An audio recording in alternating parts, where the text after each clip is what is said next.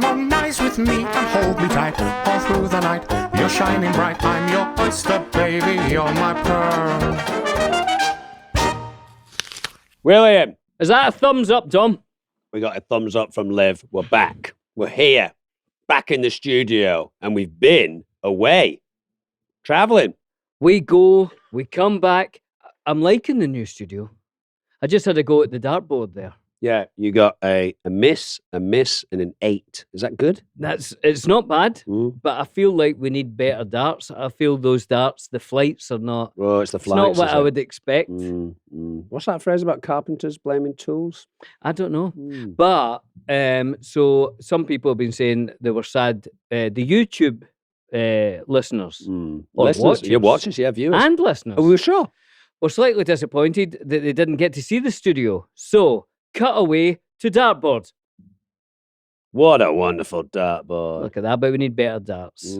Maybe at the same time we could cut away to the Billy and Dom Eat the World food and beverage shelf. The shelf of goodness. I like to oh, call it. nice. Okay, we'll call it the shelf of goodness from now on. There's other shelves here that has our award. Mm. I don't think it is an award, but I'm No. calling it an Yeah, let's award. call it an We award. got 100,000 viewers on YouTube subscribers.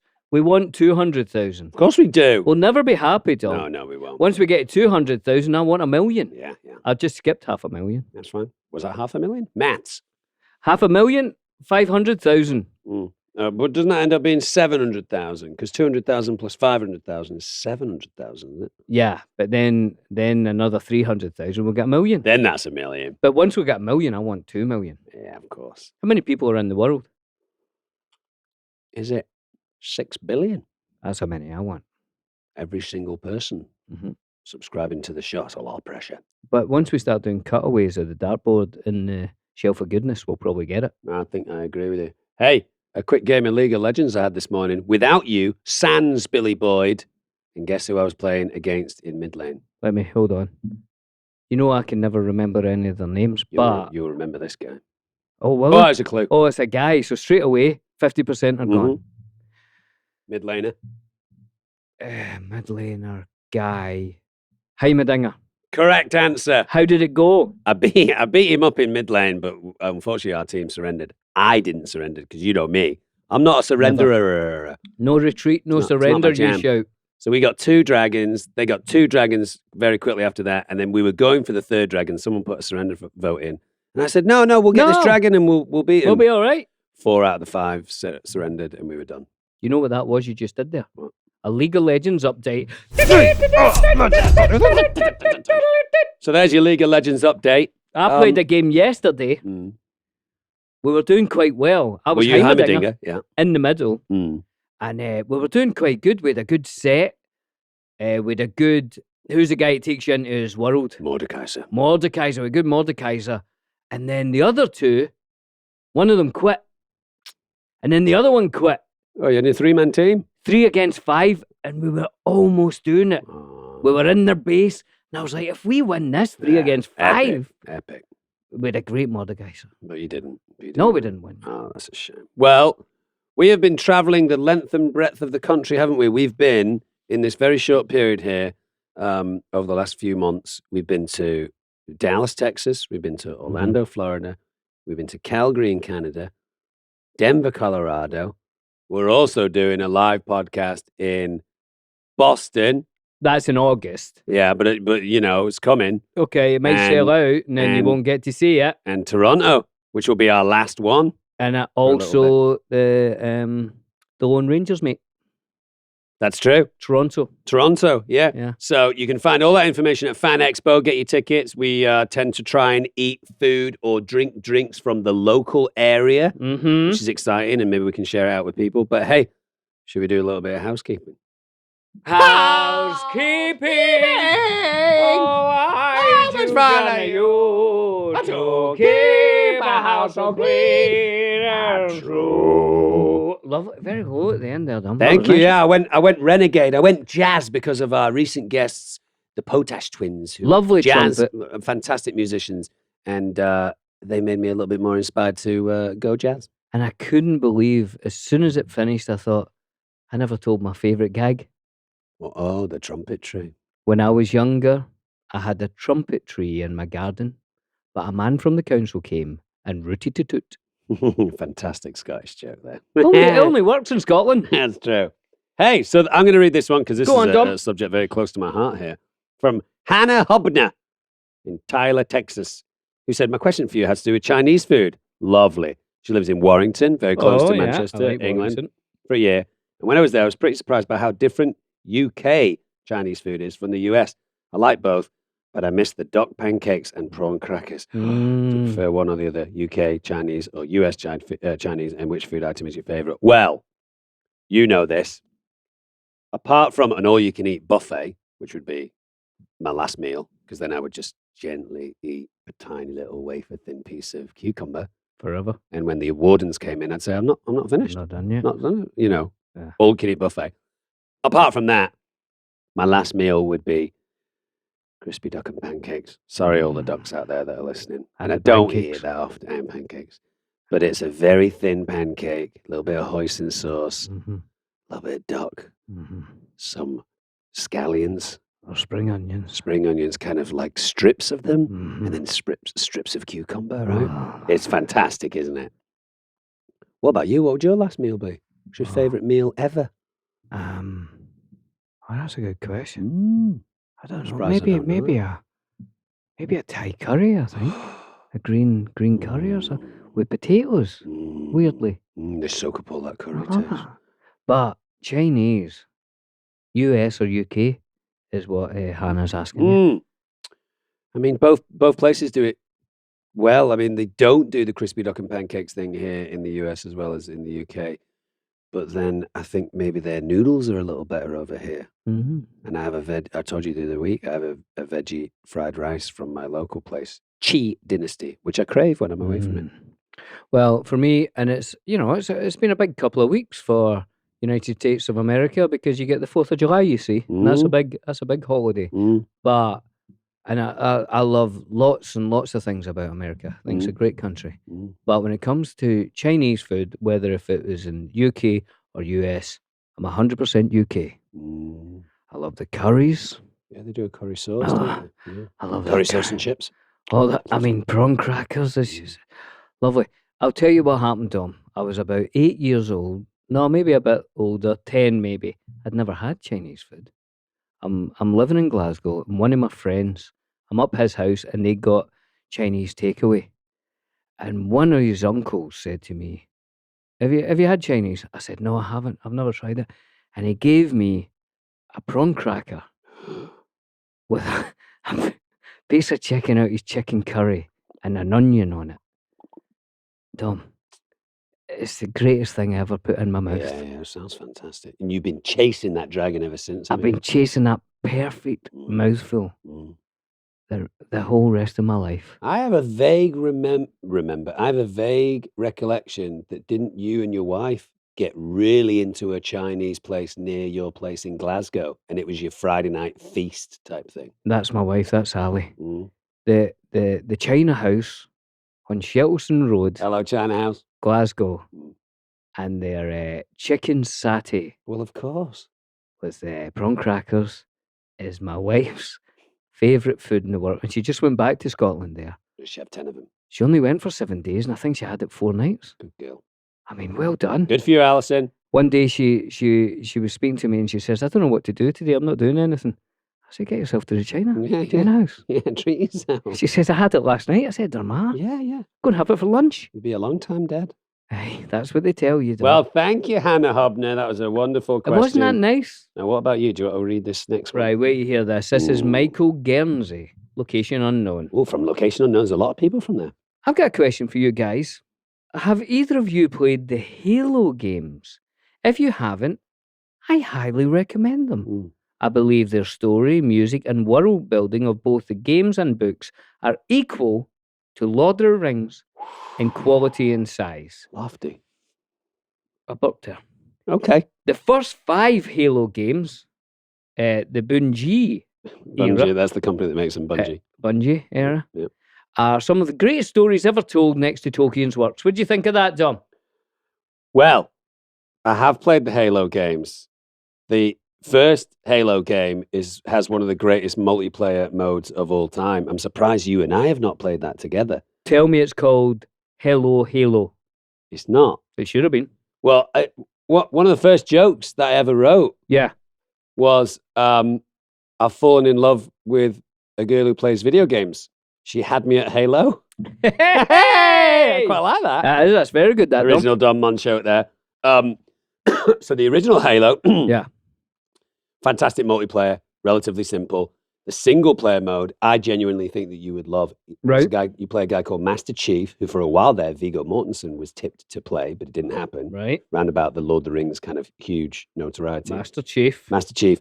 And Master Chief is on his own, usually on a planet fighting aliens, but there's a lot of kind of empty space. So for maybe a couple of minutes in the level, excuse me, All the best. yeah, you might be just searching around a ship that seems to be in disarray and there's a couple of sparks and it's dark and maybe something's leaking and you think, what's going on here? It's a bit of a ghost ship. What's leaking here? And then you turn a corner and there's a bunch of aliens. Brilliant world. I mean, equal to the Lord of the Rings in quality and size. That's a lofty claim. I mean, you're throwing that out there, It's dog. big. But I've had some of my favorite multiplayer experiences playing Halo. I don't think I've played 5 of them. I think I might have played 3. Great game. You'd love it. I'll try it. Is it still going? Is it? Yeah, you can play it on PC, but it's a classic Microsoft Xbox game. But I think you can play it on PC. Are you going to join me in the Elder Scrolls Online world? I mean, Skyrim's my all-time favorite game, but the Elder Scrolls Online doesn't get a lot of love from the online community. I'm just saying. I'm part of that community now. Sorry, I don't mean to upset you, Bills. I'm going on there, and I want you to come with me. I'll come with you. I'd love to play Skyrim We have with to you. take our time. We've got a guest coming up shortly, and we can see him over there. And I think he's an Elder Scrolls guy. I Yeah, it love looks Elder like it. We'll talk Elder Scrolls when we get on there. But you've got to take your time. And I think what we'll do, Dom, is we'll have a day down my house, and we'll set up our accounts, and then we'll just take an evening, a nice bottle of wine, and we'll just pick our characters. He said, pick your characters Picking your carefully. characters is one of the best moments. Spend a long time making sure it looks exactly how you want it. So let's do that, Yeah. Dom. The origins of that is great. Well, your computer is, if you don't mind me saying, knackered. Sorry, Billy. Sorry to bring up that hornet's nest, but it is knackered. We could do it on PlayStation. We could do it on PlayStation. And then it might be how easier for How me- can both the two of us play it on PlayStation? We'll have two PlayStations, two controllers. televisions. Oh, 2 PlayStations. I see that. Yeah, okay. Also, your son, You up for it? yeah, I'm totally up for it. But your son, who doesn't seem to be that much of a gamer anymore, Yeah. you said, just has a gaming computer just sat in his room, but you won't touch it. Know what it did last week? Unplugged it all. It's now sitting in the corner of his room. It's not even on a desk. What's he put in that space? Nothing. It's just emptiness. Know what he's going to put in it? A sofa. Lovely. Just a lounge with his pals. He's decided, I don't want to play games. I just want to sit down. Good for him. He's the exact opposite of most kids his age, and that's one of my favorite things about you, I son. love it. Here's a comment here on our YouTube Go on, Dom. page, thefriendshiponionpodcast.com. No, it's not even .com, it's just the Friendship Onion Podcast. Regarding Top Gun, Oh.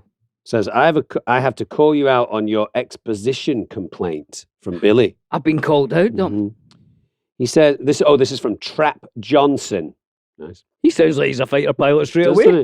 He says, yes, everyone in the room knew what the expositor was saying. However, the expositor also knew that he needs to perpetually remind Maverick to not push the issue at risk of stuff going impressively sideways. Uh-huh. It was not exposition alone. It was a character beat of, I know you do reckless stuff. Uh-huh. Please don't do that now. Okay, that's what. Okay, well, I'm gonna. And this is your rebuttal. I'm gonna. Here is my rebuttal Mhm. on that, Dom. Yes. And I'll need to watch the movie again, and I've been looking for an excuse to watch it again. Oh, I can't wait. But I think Maverick wasn't even in the room when he started that exposition.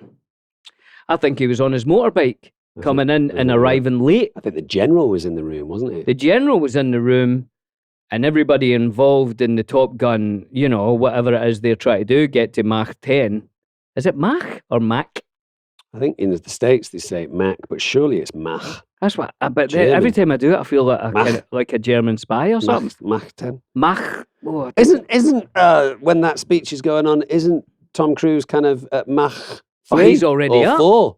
He's heading up. I think it's before he even arrives. But surely the general would say, don't you get in that plane, Pete.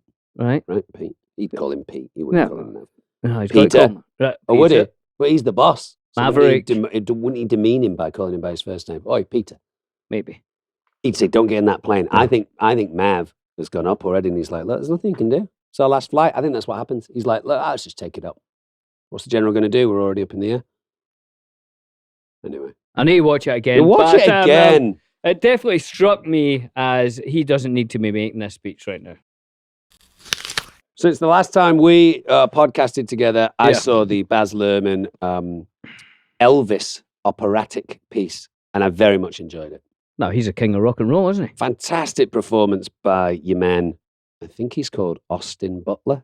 That might not be right. It might be Aaron. I think it's Austin Butler.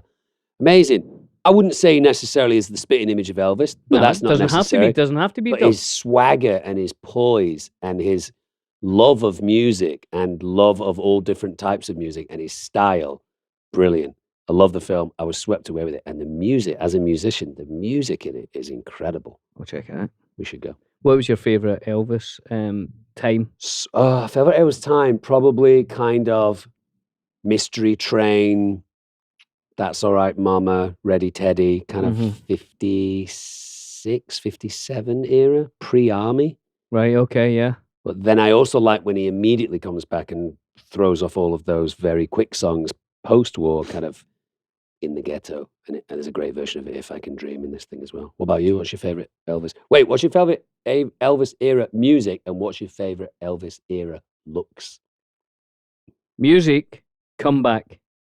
The comeback special. Yeah. Mhm. I liked that. It was a good band and they sounded great and he was amazing. Well, in that Baz Luhrmann film, the way that they put together the If I Can Dream moment is incredible. I look forward to seeing it. No, we should watch it together. And Looks-wise.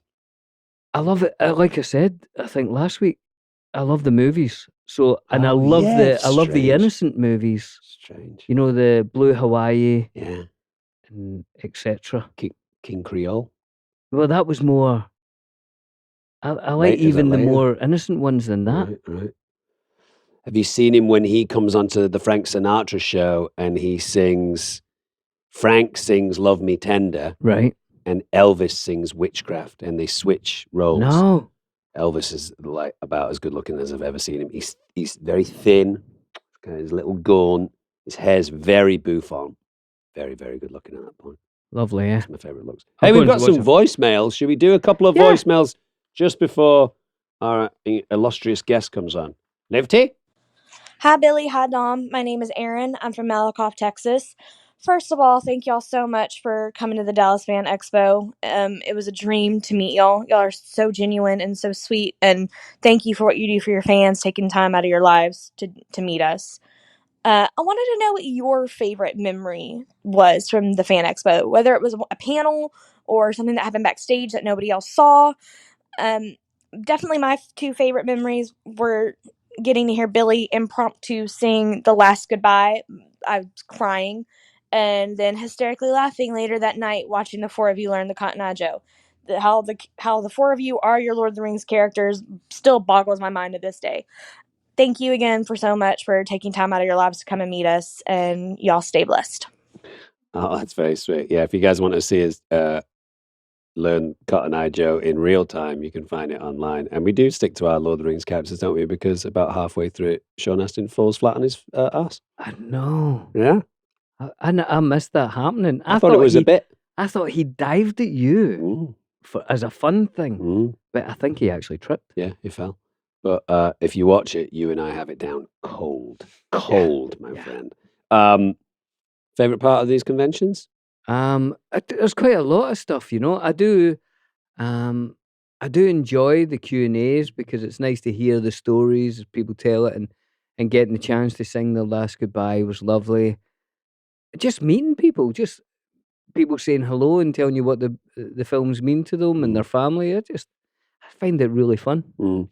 Yeah, that's definitely the best bit for me too. Just meeting people and hearing their anecdotes of how it's moved through their social circles or their friends and stuff. But probably the standout things for me are the kids, are the new generation of kids. Yeah.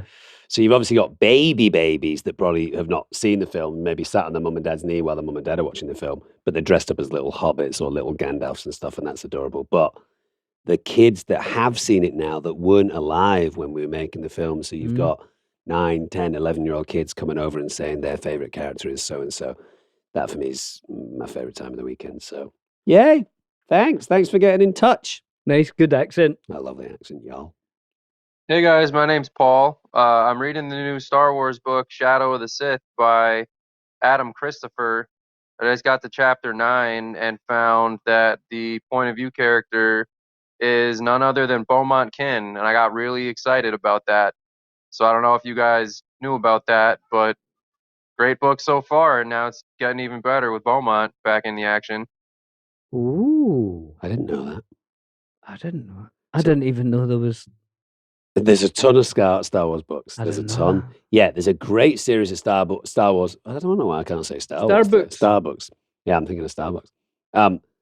There's a trilogy of Star Wars books by a guy called Timothy Zahn, Zahn, that picks up pretty soon after Return of the Jedi. Han and Leia have kids, Mm. a boy and a girl, twins, and they're both gifted with the Force. Yep. So they're kind of training them to be Jedis, and Luke goes into hiding to not pull so much focus towards his sister and his now brother-in-law. And unfortunately, a kind of enemy shows up and threatens his family. So then Luke comes back out of hiding. But by that point, Luke is like on a completely different level He's of been expertise. training. He's incredible. I would highly recommend those books by Timothy Zahn. But that's great to hear that the character that I played in Star Wars, Beaumont Kin, everything right over there? Has a life. There's a Star Wars encyclopedia that you can buy, which talks over a couple of pages about the character that I played in Star Wars, and he was like a kind of straight A student at a galactic university, and had code breaking talents, and then he wanted to go into the Resistance, and his parents didn't want him to, and so he what do you call that? Disassociated himself from his parents, does not see them anymore, but then became a kind of brilliant kind of code breaker in the Resistance. So there's life in the old dog yet. Oh yeah, we'll see him again. Oh, Don't you we'll worry see about that. But is anyone allowed to write a Star Wars book? I You think, need to ask someone. yeah, I think if it's an official Star Wars book that has the little, Disney Lucasfilm stamp But- on it. Say it wasn't. But fan fiction, I mean, we have fan fiction written all the time about Lord of the Rings characters, don't Yeah, we? but like if I wrote a Star Wars book with your character in it and Leia or whatever, how it was a time travel thing, and then You've been thinking about this, yeah? and then I put it out there and it becomes a huge hit. Mm. Do I get to keep the money? Well, we should make a few phone calls about that. Let's find out. Yeah, I'm going to do that before I put pen to paper. Yeah. Good. Should we bring on our guest? Hey, we've got a fantastic guest, and this guest is based around a sort of food and drink thing. So we might actually move over to our new Billy and Dom Eat the World I don't see why section. we shouldn't use it, Why wouldn't we use it? It looks fantastic. It's sitting right there. And when we get over there, we'll introduce you to Travis Sigler. I hope I pronounced that right. Sounds brilliant to me. Could be Siegler. No? Sigler? Travis Sigler. Billy, we're Yes. joined in our new Billy and Dom Eat the World stage set arena by Travis Sigler. Do you want to know a little bit about Travis Sigler Before we ask him to speak, before we actually see him? Or maybe we'll see him now. Yeah, As we speak. read the wonderful blurb while I open a lovely bottle of mead. Meade. Mead. Although we'll get into that. Travis Sigler. Taylor Tall and Travis Sigler have been friends for over a decade. That's 10 years now. Mm. In November of 2017, the pair came up with an idea for a small leather mead business. Travis had been doing leather work for a few years at this point, and the two of them began with their first batch of mead in Taylor's closet the summer of 2017. By 2018, Weird Leather and Mead opened its first location in Milwaukee, Oregon. after many months of planning on how to get launched. The first year was a bit of a struggle to get the meadery launched, but in March, they got their first commercial batch of semi-sweet traditional mead. In the fall of 2019, Taylor Toll and Travis Sigler brought on Doug Wingate, who was a co-founder of the Mac Mead Hall and longtime follower of Weird, to the team and as a new business partner. Together, the three continued to build their brand while operating at their Milwaukee location. But Can I say, that was wonderfully read. Thank you. Wonderfully read. not easy. And but it wasn't. I met Travis. Yeah. But maybe it wasn't Milwaukee. But I always think of them as Portland. But anyway, without further delay, let's welcome Travis Sigler. Oh, Travis! Hey, how's it going, guys? man? We've been trying to do this for a while, haven't we, Travis? And we finally got there. It's been a minute, yeah. I don't remember when I sent the box to you guys of all the bottles. Well, unfortunately, you had to send 2 packages because Billy drank the first one. Yeah, they're absolutely delicious. No, it's not actually true. I have never, as far as I know, in my life, tasted mead. I haven't either, and we're going to taste the first one here. So you do a collection of different flavors of mead, Travis. And just before we started, I had said to you, which one should we start with first out of the ones that we've got? And you said start with the honey pomegranate wine. Yeah, so what I was going to ask you guys is, like, what do you know about mead? And I guess one of the questions was if you've ever had mead, but you just answered that. Have you ever had it? Never had mead. All I know is that it's made of honey. From honey? Yeah. So yeah, mead is made with honey, water, yeast. And then from there, like what you guys are drinking, you could add fruits or teas, or really there's so many different flavors that you'll probably never run out of ideas for making mead. But yeah, you guys are about to sip on the Forbidden Desire pomegranate. Forbidden Desire, Dominic. There you go. And the thing that defines mead, if you're comparing it to wine, is simply that the difference is that it's made with honey. It has a honey kind of base. That is correct, yeah. So basically, the sugars that get converted into alcohol come from the honey instead of, with wine, it's usually grapes. So it kind of is very close to like a honey wine if like pop culture, or if you're starting to hear about it popping up a little bit more. But it is the world's oldest alcoholic beverage. It dates back to, Egyptian pharaohs, Greek philosophers, Irish kings, the Viking era. There's a Ethiopian honey wine called Tej. So there's so many different types spread throughout history and culture that, you'll probably never run out of different flavors, We deserve to know what we're putting in our bodies and why, especially when it comes to supplements. Ritual is creating a new standard with its first-of-a-kind visible supply chain. You can literally see where each labeled ingredient comes from, right down to the supplier, whether it's vitamin D from the UK or omega-3 DHA from microalgae in Canada. I really like Ritual stuff. I've been taking the multivitamin. It's really high quality. It's got these minty kind of capsules, so they taste good. They also use a delayed release capsule, which is designed to dissolve later in your small intestine. Oh, lovely. Which is an ideal place to absorb nutrients. So if you're one of those people that maybe you take multivitamins, but it gives you an upset stomach, you won't get this with Ritual. These are supplements you can trust taking. Ritual is offering our listeners 10% off your first 3 months when you visit ritual.com/onion to start your ritual today. How do you go about making a mead? Yeah, how's it different That's my first question. from the wine fermentation process? Yeah. It's a great question. Well, so you've got yourself a jar of honey, and you're thinking to yourself, I'd rather have a bottle of mead. I'd like to get drunk. I'd rather get drunk than have this on my yogurt. So how do I go about making this jar into a bottle of wine? Yeah, so basically there are about 3 stages of mead making. You got your primary, your secondary, and then usually like your aging or your bottling process where you would age it there as well. The primary is where you take the honey, you add yeast and water. Really, that's about all you need to make a traditional mead. I'm not sure how sciencey you guys want to go into this, but A little bit sciencey. basically, I like that. yeah, A little bit so, sciencey. Yeah, a little. to give you guys like the easy kind of quick breakdown of it, you add your yeast in there. The yeast goes in there and it eats all the sugars from the honey and converts that into alcohol. In your primary, you got your CO2 kind of happening in there as the yeasts are all gobbling down on all that honey. Kind of comes out. Usually in like the primary fermenter, you have like an airlock, so that way some of the CO2 gases can escape. So that's kind of the primary stage. Then you basically, oh man, there's a lot of sciencey stuff to it. We don't even need to go too sciencey. Yeah, just a little science. Yeah, Little the quick, sciencey. We've the got little that. Up sciencey. to now, it sounds like that bread that everybody was making during Sourdough. lockdown. Right? Carry on. Yeah.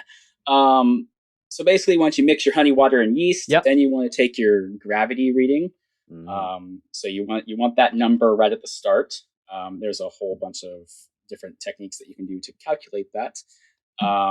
But basically, you take your starting gravity and then your final gravity, multiply that by 131, and then you get your ABV, which is your alcohol by volume. And basically, the whole process of the mead making journey, you want to constantly test it and see what your current gravity reading is, so that way you can kind of figure out, hey, I want a 13% mead, or hey, I want it to be 12 or 10. And what? Sorry. And when does it get drinkable? When can you drink it? Basically, I would get past the primary stage into the secondary. Once you get your mead to the kind of desired percentage level, then you can throw some there's some stuff called potassium sorbate. Love it. I love potassium. Basically, this basically kills off the yeast or kind of brings it to a halt, so that way nothing keeps fermenting. Cool. Then you can move that, which is called the racking process, over into another fermenter. And then this is where you would add your fruit or your teas. Then from there, you pretty much let it sit for a few months. All right. Then after that, you just kind of taste it along the way. And if it's your kind of desired sweetness level, then you can, or dryness level, or whatever your notes that you're trying to hit. Basically, then you just you can bottle it and then let that age even longer. So it's a bit of a process. Mostly once it gets mixed into a fermenter, it just kind of sits there for, depending on how long you want to make this mead for. Some people have aged, you can age them for 4 months. Some people age them for like 2 years. Ooh. Does it get stronger the longer you age them? The flavor notes will change. But so I think you guys... You put it in the fermenter. It's not like a whiskey that you put in a barrel and let it age in a barrel, or can you? You could, yeah. So a lot of people, what they'll do, and what we want to do too with our company, is eventually we want to take some of our mead flavors and age them in a whiskey barrel to get some of those tannins, or like bourbon barrels or anything like that. Get some of those notes to come through. That's a good idea, I think. Yeah. I think that because that's the sort of difference, isn't it, between like Scots whiskey and American whiskey, is we have those barrels with sometimes bourbon or sherry or whatever, and it takes a lot of those flavors and gives it a lot of different notes. What's this one, Dom? What we're drinking here, Billy, is the blackberry? It's the Berserker Blackberry, and I actually like this just a little bit more than the first one that we had. It's my favourite up to now. Now, is Berserker, is that a Lord of the Rings reference or not? Or a Viking, maybe? It's very mixed. So our whole vibe with our business, right, is careful. Yeah, I have a drink. I have a drinking problem. Our whole vibe it very kind of goes down to honestly Lord of the Rings for me. Nice that, right? I grew up with Tolkien, Middle Earth, and watching you guys on the screen, so it's a huge honor to be here with you guys. Oh, that's fun. And so to answer your question about the Berserker, we kind of went with a Viking, kind of style on there. Yeah. That bottle, though, I think, Billy, when you messaged me earlier today, you were asking about Milwaukee versus Portland locations. Yeah. So it's a good indicator to see how old that mead is, because I can't remember which ones I sent you. If the blackberry says Milwaukee on it, no, this one's bottled in Portland, Oregon. Portland, okay. So any of the ones that might say Milwaukee on there, those ones have been aging for at least 2 years now. Since our old location. Then we moved from our tiny little shop over to our new whole medieval hall here in Portland. And then that's kind of so when you were messaging about that, I was like, oh man, did I send him some older bottles? But it's good, it ages pretty well. So I think it's all from Portland. And when I first met you, Travis, I think that's what really I found really intriguing is I saw some pictures of your place, which is called Weird, right? WYRD. Weird Leatherworks and Meadery, yeah. And you brought me a leather bracelet, sort of. The Leaf of Lorien. Which is still got it? Yeah, I've still got it. It's beautiful. I love it. And I've got some coasters and stuff. And it's just beautiful work. But then when I saw the hall that you guys have got, which you have to tell people where it is. I know it's in Portland. Whereabouts in Portland is it?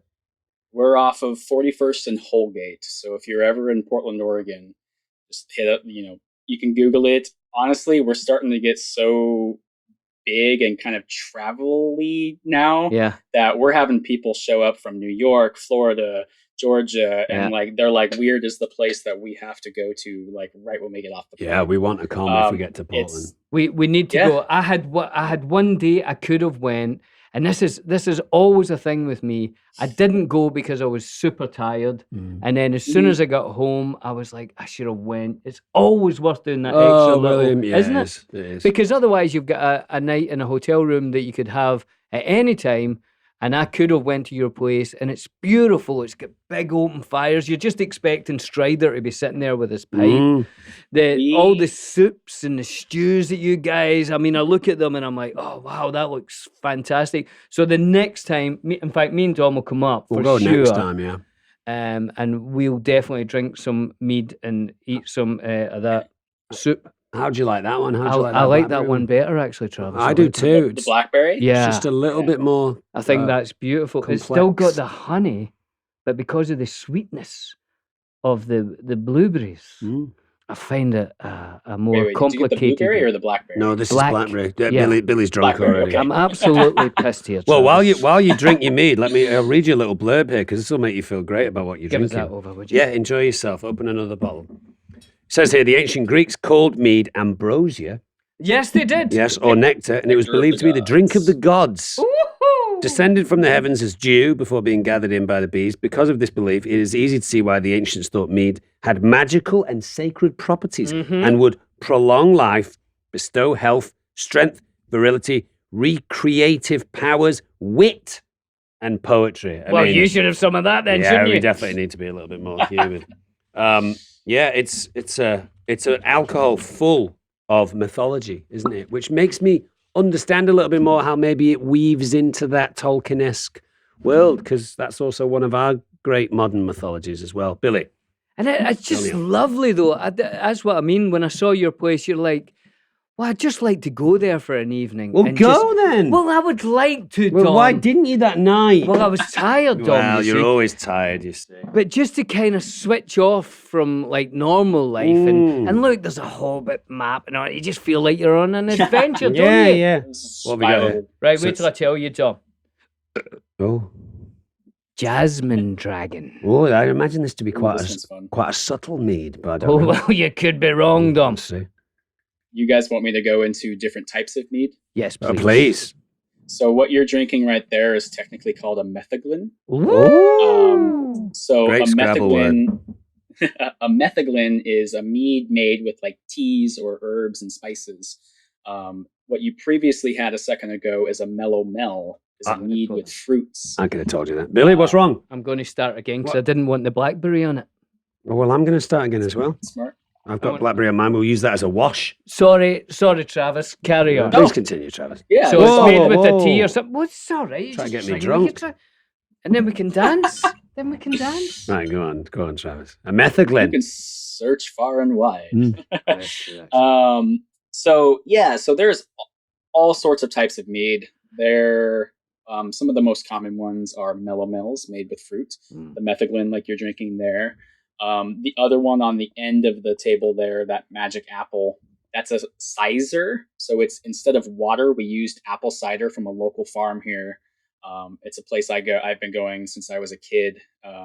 During like the pumpkin patch time of the year. The apples are harvested and fresh pressed, and we immediately put it into a fermenter from that local farm. And we do it once a year. So that bottle, we only do that flavor once a year. The magic apple. And I figured, Lovely. you guys would like apples. We do like apples. I'm we do. obsessed with apples. Billy likes apples Yeah. as well, but I am literally obsessed with apples. Yeah. Billy paid me one of the greatest compliments he's ever paid me a few months ago on the show, where he said he's never met another human that eats as many apples as me. And I was like, wow, that's one of the nicest things you've ever said. I wasn't meant to be nice. I know. I just took it as a compliment. It was just a Thanks. fact. Yeah, it's true. Cheers. Hey, cheers. I'll read you another amazing thing here that I just read about mead, because this is fantastic. Ooh. Hang on. Oh, that's lovely. Oh, that's a strange one, isn't it? I like that one. They That's change, got a lot yeah. going on. Hey, check this out, Bills. That's more like a spirit. It is a little bit more of a kind of a Like- spirit, a stronger alcoholic taste. Yeah. Carry on. All right, here you go. The mythology of mead exists in our culture today, unnoticed by most. The very term honeymoon comes from the ancient tradition of giving bridal couples a month's worth or moon's worth of honey wine or mead. This was long ago thought to ensure virility and fertility and a fruitful union. In fact, the payment to the mead maker was often increased dependent on the promptness and the male gender of the firstborn child. So if the married couple had a son first, maybe they tipped the mead maker a little extra because he's the guy that made him fertile. Oh! Yeah, this one, like Billy said, this one has more kind of stronger alcohol tones than the fruity flavors. But I like it. I like alcohol, me. Yeah, it's good. Yeah. It's good. It's a nice. Let me see if I can get the jasmine out of that. Hold on. Yeah, it's That more one's like, been- as you said, Travis, it's like a tea or something. I can really like leaves. Mm. I can. So what we did with that flavor is we wanted to make we make a few different metheglins. The Jasmine Dragon. If you guys are familiar with Avatar: The Last Airbender, Yeah, I love it. all Yeah. on Nickelodeon. Of course, Israel love it. Adesander's favorite animated TV show. Yeah. Mhm. There's one of my favorite all-time characters, Uncle Iroh. Mm, Got his tattoo here on my Hey! arm. very cool. He opened a tea shop in that show called the Jasmine Dragon, Mm. and he's just all about tea. So, we're a bunch of nerds around here, so we always incorporate all sorts of inspirations from things. Listen, Now, what we did with that we're one, nerds too. And Billy, watch yourself. We love people expressing pride in being nerds because, in my mind at least, being a nerd just means that you have a very strong interest in something. And you know what? Those people make the world go round. They really have the passion to Agree. change the world. So it does seem that you guys are completely lovely. The sound of ooh, success. look at that pop. Right. You guys are completely immersed in this mead world and And leather. and video games. We can't wait to medieval come visit you. I'm going to use this as a wash. I'm using that as a wash, Slush that out. So tell us a normal day for you, Travis. yeah. At weird leather and mead. Oh man, that's I'm all over the place really. So as you guys know, I do a bunch of leather work. I Not to be sniffed at. often kind of drawn inspiration in all my work from Lord of the Rings. I've met Billy a few times at con with our cosplay family. We are all dressed up in our like Rohirrim kind of cosplays. I Yeah. actually have my helmet right here. Oh, great, Ah. great taste. Yeah, no, the Gondorians are not a classy race. It's the Rohan people that have. They just have a little bit more kind of style and panache. Yeah, but they smell of horse. Taters. Smell a hush. Taters. But they Where's make the good- better mead, you know. Go on, But- Travis. Yeah, so, growing up, before the start of Weird, I was, I was and am a cosplayer, so I started making my own leather armor and cosplay and stuff like that. Now I'm trying to get more of my work kind of out there in the film industry and trying to get more like just armor pieces and stuff like Sure. that to try to, up my artist creativity for the leatherworking side. Also the mead making side. So I'm kind of on like both sides here. Yeah. So some days I will go in and I will just be hammering out belts and, medieval garby type items, bracers. And then some days it's like I'm in the warehouse and we're filtering, 500 gallons of mead or bottling or whatever. And then some days, like on the weekends, we do like our medieval hall nights where it's people can come in, they can get the charcuterie boards, they can get the soups, and I'm hammering out food or I'm in the back crushing dishes.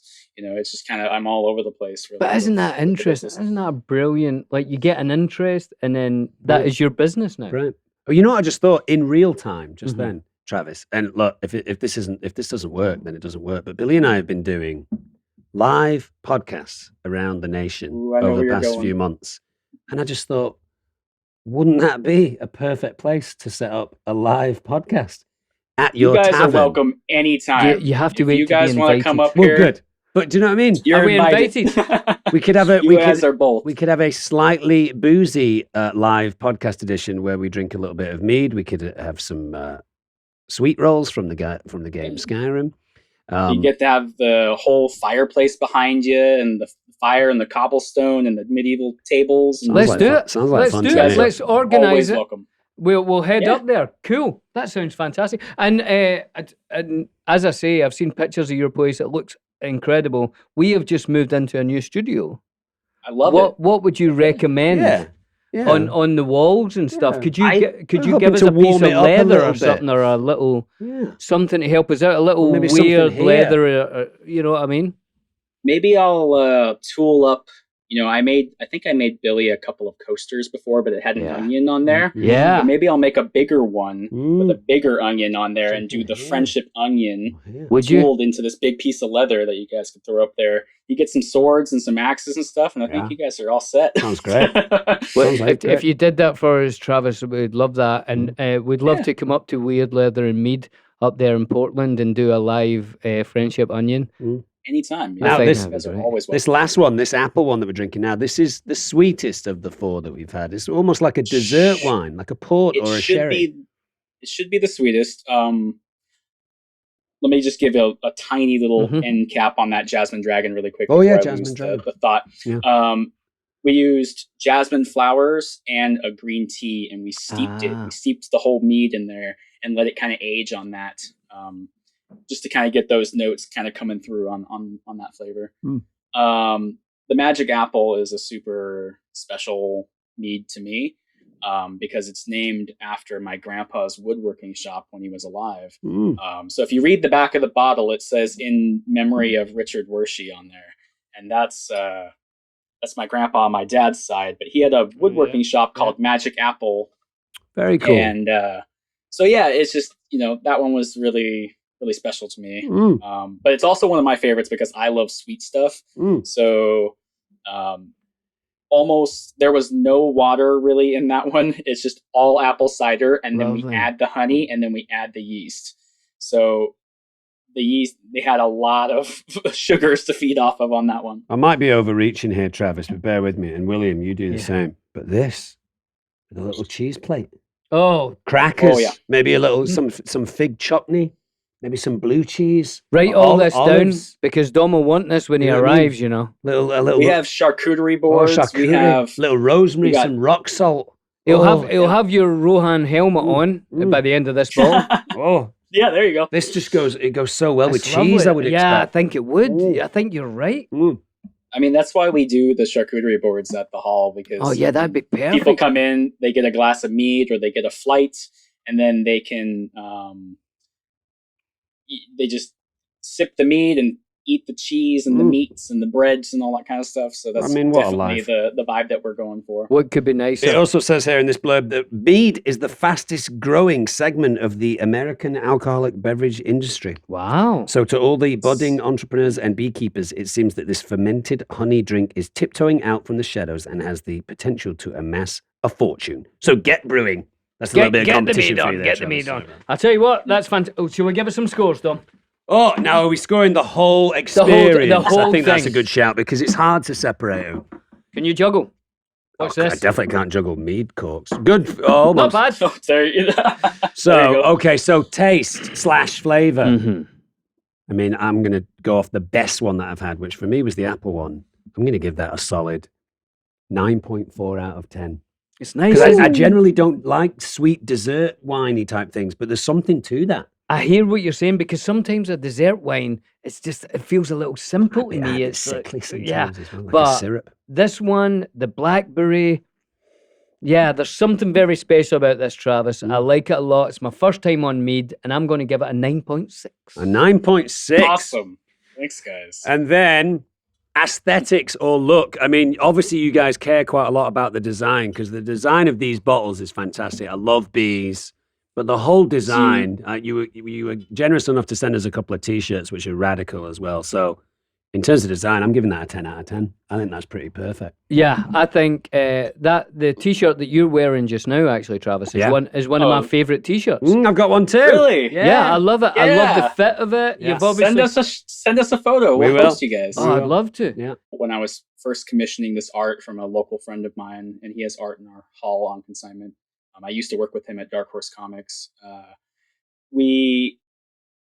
was like, I want something that kind of symbolizes the protection of honeybees, because honeybees are, drastically getting closer to the endangered species list. I know, Dom, you're very proactive about animals and bugs. Or no, what was it? You said bugs, and bugs are animals. Ultimately. Yeah, insects. Insects. On one of those podcast episodes a while back. Yes. But so we wanted to symbolize something that kind of shows our efforts on the protection of honeybees, and honey in general. So that's kind of why we have a shield with a honeybee on there to kind of show the defense of honeybees.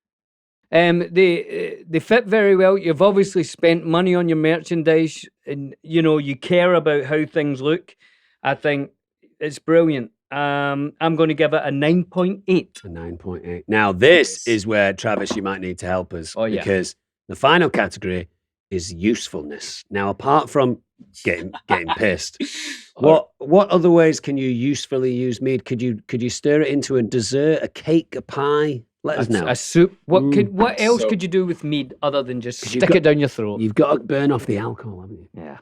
So we have like a community group on Facebook, and people collect our bottles, and I see people posting stuff in there all the time about, I just cooked candied bacon with some of this mead. I put some of this mead in my soup. I've marinated these meats in mead. I just did, we did a rainbow sherbet mead, and I marinated a rack of ribs in it.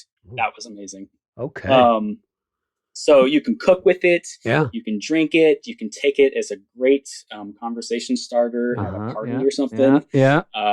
Most people show up with a bottle of wine. You show up with a bottle of mead, and people are like, "What's that?" Yeah, that's true. And an axe and a helmet. Yeah, exactly. They'll be like, "Know what he's doing this weekend?" Well, that sounds very useful, Dom. Yeah, pretty useful. I'm going to try that because I like to marinade. Yeah.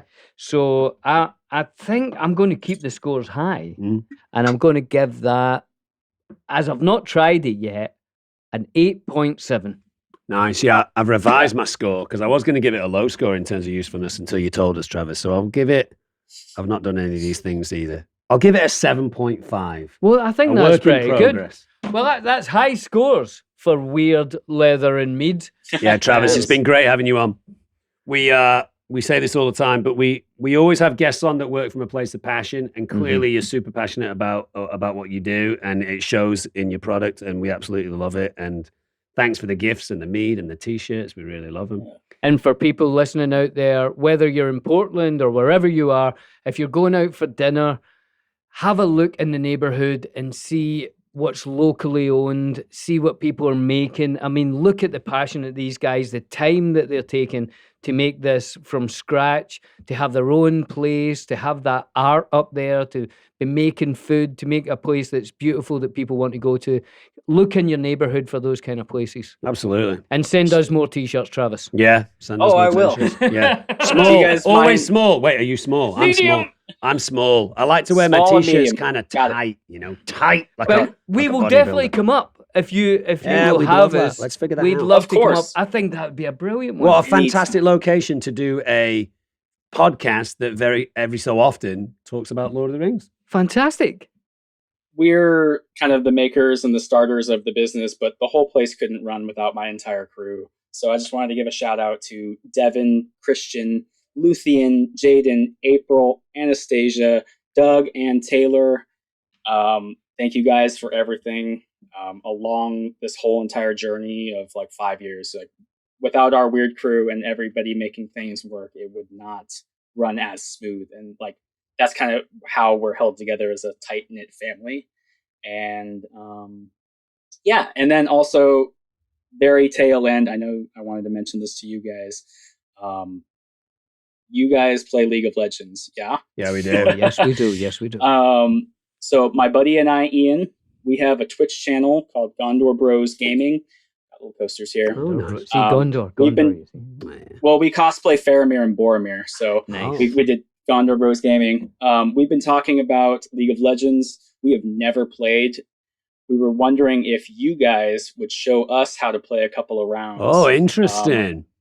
I've never played it before, and I think having experts like you guys might make it fun. Just call us experts. Almost professional. Oh yeah. Yeah. Well, we're the best players too, So Yeah. I mean, we've never played before. So Yeah. I think we could maybe make that. If you invite us up to Weird Leather and Mead, I think the least we can do is give you a game of League of Legends. And that's true. That's true. heck yeah! I know you guys are super passionate about it, so I just Yeah, wanted- it's fun. It's throw just that so out there. great. It's just such a fun game. Well, Travis, thanks again. Thanks for all the gifts. Thanks for the mead. You guys go check them out Thank you online. guys. Yeah. Weird Meadery. And is it Weird Leatherworks and Oh, Meadery. Weird Leatherworks and Meadery. Check them out online. Thanks, Travis. Take it Thanks, easy, man. Travis. That was great, man. Thank you guys so See ya. much. Fantastic. I've ended up with all the mead. Yeah, good for you. That was great. What a great thing. Now we only had a couple of little sips of each one, so we're just not, enough to taste it, we're though. not inebriated, but it was very tasty. And I'm so happy that we finished with the final one, the apple one, because that was my favorite. Yeah, it's very nice. So if you get a chance, go online and see Weird, WYRD, Leather and Meadery. Meadery. And if you're in Portland, definitely go. It looks fantastic. I think we'll go there and definitely do a live. I mean, that just sounds like it's So too beautiful. perfect. It's a kind of an old tavern, a little bit like out of Lord of the Rings, where they drink mead, play Skyrim, I know. and we could do our podcast from there. We got to get that sorted out. It's amazing. And he's going to send some stuff to put in the walls of the new studio, which I love. Yeah, brilliant. The shelf of goodness. We'll put some more stuff. If you've got anything you'd like to see in Billy and Dom Eat the World, we'll stick it on Exactly. there. If you would like to feature on the Shelf of Goodness, send it our way. And of course, if you'd like to rate, review, and subscribe to the podcast, it always helps. Leave comments on our YouTube channel. What else is there? Wear the merchandise at the Friendship Friendship Onion Onion Podcast.com. That's where you get the t-shirts, etc. And you can leave voice messages for us at speakpipe/the Friendship Onion. We'll see you next week on the Friendship Onion. Toodles!